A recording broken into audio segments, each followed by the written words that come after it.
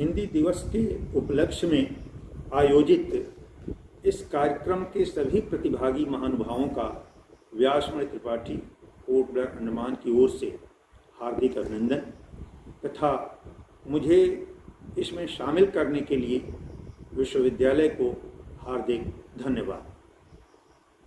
हिंदी दिवस के उपलक्ष्य में यह कार्यक्रम आयोजित हुआ है।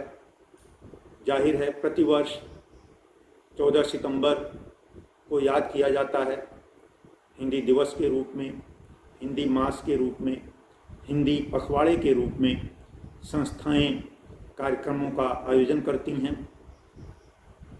इस वर्ष भी यह विश्वविद्यालय हिंदी दिवस मना रहा है और मुझे कुछ बातें निवेदित करने के लिए आमंत्रित किया गया है। मैं विश्वविद्यालय को धन्यवाद देता हूं। मैं ये निवेदित करना चाहूँगा कि 14 सितंबर सन 1949 को जब हिंदी को राजभाषा के आसन पर विराजमान किया गया था, तब से आज तक राजभाषा के रूप में हिंदी की क्या प्रगति हुई है, उसे मूल्यांकन करने के लिए, उसका आकलन करने के लिए भी हमें इस दिवस को मनाना चाहिए।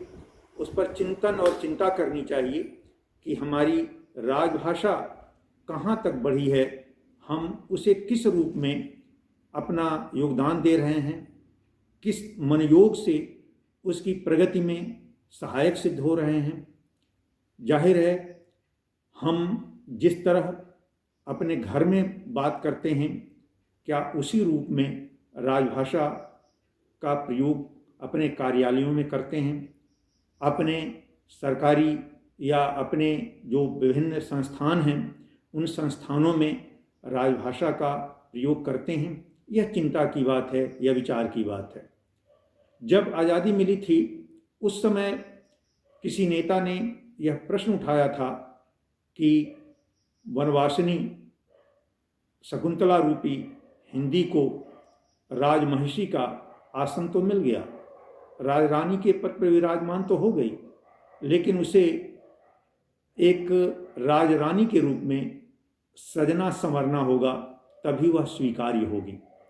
मैं ये कहना चाहता हूँ कि जब वनवासिनी शकुंतला थी, अपनी सहजता के कारण ही वह दुष्यंत के मन को भाई थी, लेकिन जब वह सज संवर करके गई तब दुष्यंत ने उसे याद नहीं किया। उसकी सहजता पर मुग्ध हुआ था दुष्यंत। यही बात हिंदी के लिए भी है। हिंदी अपनी सहजता के लिए जानी जाती है, अपनी सरलता के लिए जानी जाती है, सामासिक संस्कृति की संवाहिका के रूप में जानी जाती है।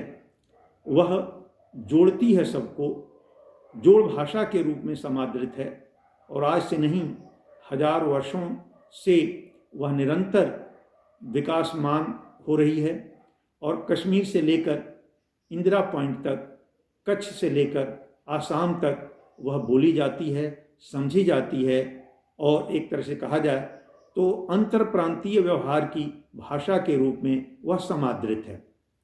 जाहिर है किसी भी भाषा की कई भूमिकाएं होती हैं, हिंदी की भी कई भूमिका है।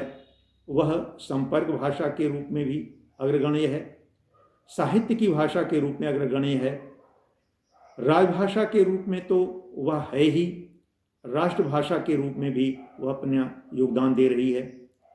जहाँ तक संपर्क भाषा की बात है तो हिंदी हजार वर्षों से देश को, भारतवासियों को जोड़ने का कार्य कर रही है।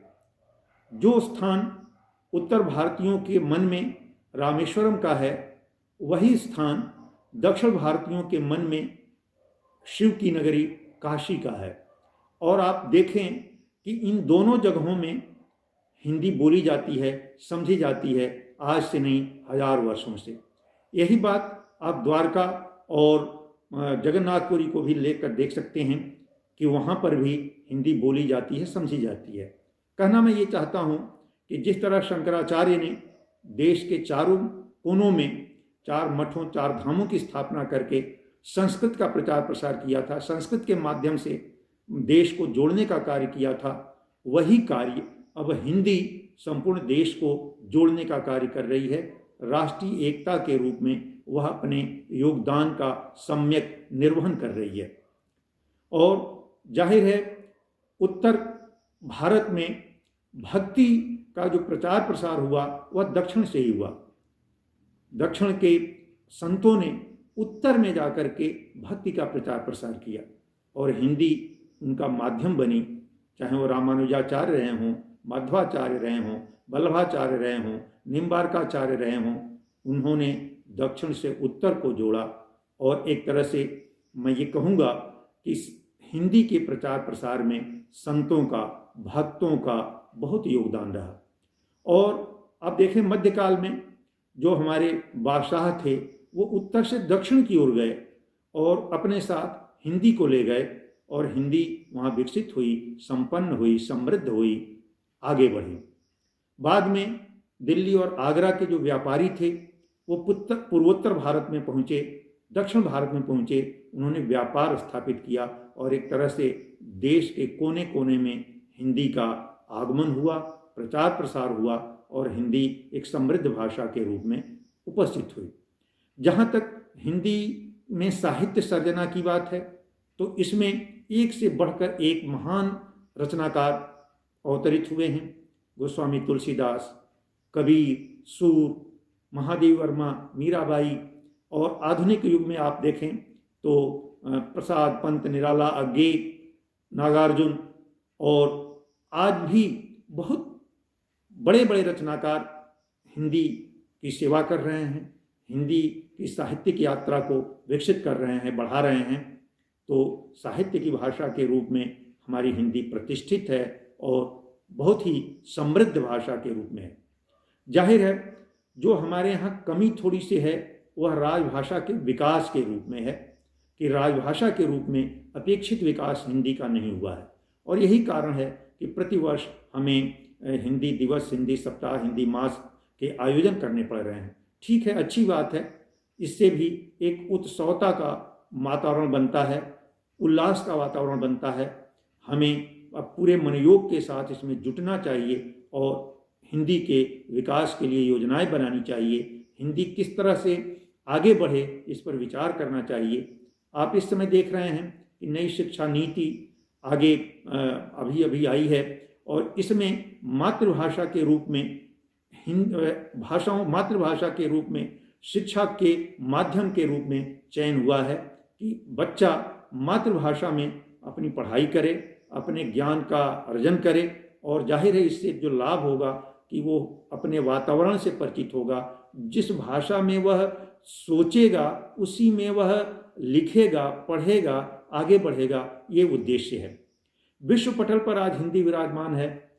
एक समय था जब अपने देश से बहुत सारे गिरमिटिया मजदूर के रूप में त्रिनिडाद गए, टोबैगो गए, मॉरिशस, फिजी, गुयाना गए और वो अपने साथ अपनी भाषा भी ले गए और वहाँ उन्होंने हिंदी की ध्वजवाहकता को बड़े ही मनोयोग पूर्वक प्रसारित किया, उसे स्थापित किया और आज वहाँ पर हिंदी विराजमान है। वहाँ बहुत सारे ऐसे हमारे देश के लोग हैं जो महत्वपूर्ण पदों पर आसीन हैं, राष्ट्रपति, प्रधानमंत्री तक हैं, जो हिंदी में बातचीत करते हैं, आगे बढ़ते हैं।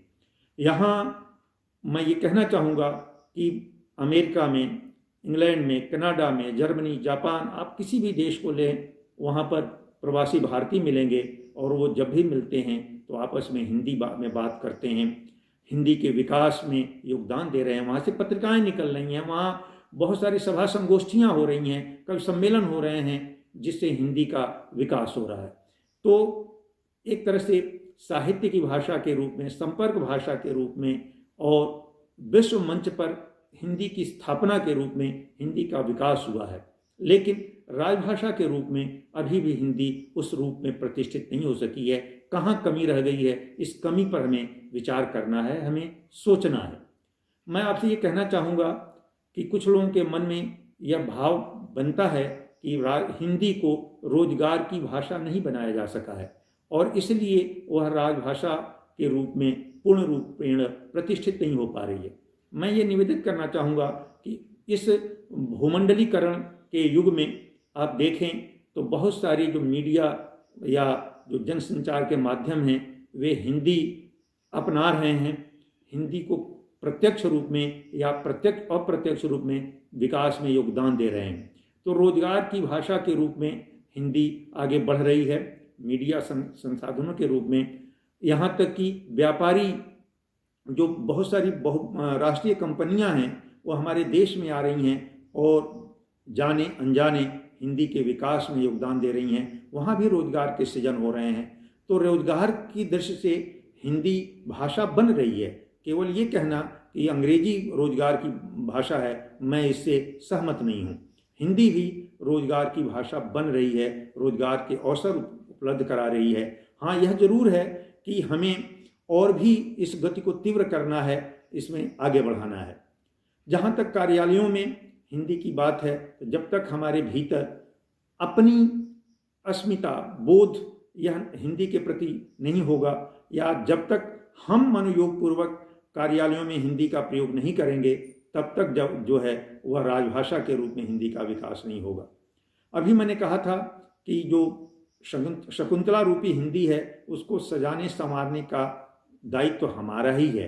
हम ही उसको सजा सकते हैं, संवार सकते हैं। और उसको सजाने संवारने के लिए बहुत सारी सरकारी संस्थाएं हैं, केंद्रीय निदेशालय है, केंद्रीय निधि संस्थान है, बहुत सारे संस्थान ऐसे हैं जो उसको सजा संवार रहे हैं। हम अब वह दिन दूर नहीं जब हिंदी पूर्ण रूपेण समृद्ध होगी, उसमें विज्ञान की, तकनीक की और प्रौद्योगिकी की विकास यात्रा या उसको समृद्ध करने की जो भाषा है वह हिंदी है, इसमें कहीं कोई दो राय नहीं है। आप जो देखें कि सक्षम है। मैं तो ये कहूँगा कि जो लोग ये संशय करते हैं या संदेह उपस्थित करते हैं कि भूमंडलीकरण के युग में, विश्व बाजारवाद के युग में भाषाएं जो लुप्त हो रही हैं उनमें हिंदी का वर्चस्व भी समाप्त हो जाएगा, मैं इसे सहमत नहीं हूँ। हिंदी का वर्चस्व कभी समाप्त नहीं होने वाला है। हिंदी आज विश्व की नंबर 2 की भाषा बनी हुई है। और एक तरह से कहें तो मंदारिन जो चीन की भाषा है, जिसे कुछ लोगों के अनुसार वो प्रथम स्थान पर है, मैं भी वो उससे स्वीकार नहीं करता। आप अगर जनसंख्या के आधार पर देखें तो हिंदी उससे भी कहीं आगे है। केवल संख्या के आधार पर किसी भाषा की गणना मैं समझता हूँ कि वह महत्वपूर्ण नहीं है। महत्वपूर्ण यह है कि उसमें लोगों की भागीदारी कितनी है, उसमें उससे जुड़ते कितने लोग हैं। तो हिंदी से जुड़ने की जो संख्या है वह ज़्यादा है, वह अधिक है। इसलिए उसे आप मान कर चलें कि हिंदी का जो हमारा भविष्य है वह उज्जवल है। जिसका वर्तमान सुंदर होता है उसका भविष्य भी सुंदर होता है। हिंदी का वर्तमान सुंदर है और इसलिए हिंदी का भविष्य भी सुंदर होगा, हमें यह मानना है। और